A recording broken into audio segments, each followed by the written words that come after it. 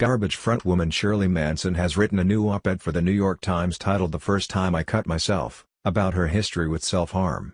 She details how she began cutting herself with a knife when she was a teenager suffering from depression and involved in a toxic romantic relationship. "I suddenly felt I was part of something much bigger than this stupid situation I had found myself in. To my mind, my life had just immediately become more grand and expansive," she wrote. The problem of course with any practice of self-harm is that once you choose to indulge in it, you get better, more efficient, at it. Manson explains that she stopped cutting herself after she left the unhealthy relationship, but that the impulse returned later, while Garbage was on tour in support of their album version 2.0. She writes, "I was under immense physical and mental pressure.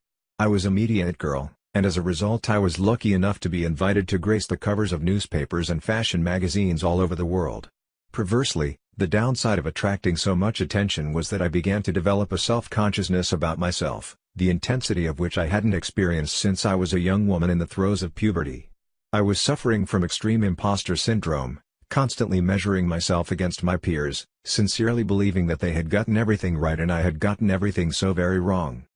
She continues, "Mercifully, most likely because of the rigorous demands of touring and an understanding that cutting myself was not something I really wanted to get back into, I managed to resist the compulsion to harm myself again.